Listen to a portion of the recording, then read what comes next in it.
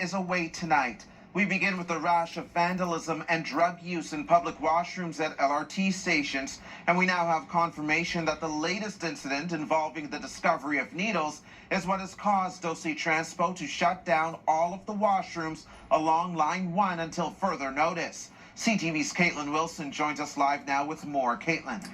Yes, Stefan, OC Transpo says needles were found in a washroom at Bayview Station in February. Since then, all of the washrooms along Line 1 have been closed as the transit agency looks for solutions to keep them safe. Tariana Wabami takes the LRT every day, but when it comes to using the washroom, when she has to go, she'd rather go somewhere else. They're always disgusting, whether it be here or even inside the malls.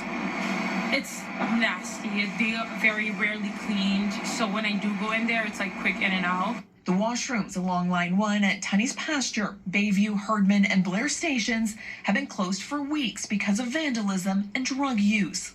I got a few questions from residents about why the washrooms at Tunney's Pasture had been closed, so I forwarded the inquiry to OC Transpo, and they had shared that needles were found at various washrooms in a manner that seemed intentional to cause harm to people. OC Transpo says the needles were found in February at Bayview Station, but it won't provide details about the number or placement. In a statement, Chief Safety Officer Sabrina Pazian says, in response to this and a broader increase in vandalism and needle use, washrooms across Line 1 are currently closed. And for some riders, it doesn't come as a surprise.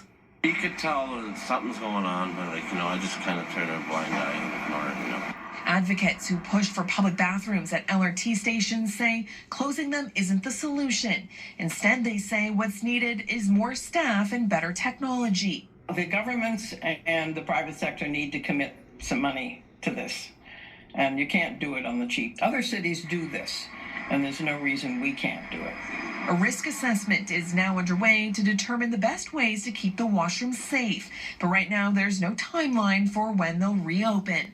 The washrooms aren't important until you need them, so it is an important piece of the station that I think needs to eventually reopen. Police say this is not something they're investigating. OC Transpo says it's assessing both short and long-term measures, including enhanced monitoring, public messaging, and the installation of secure needle disposal boxes as part of a harm reduction approach.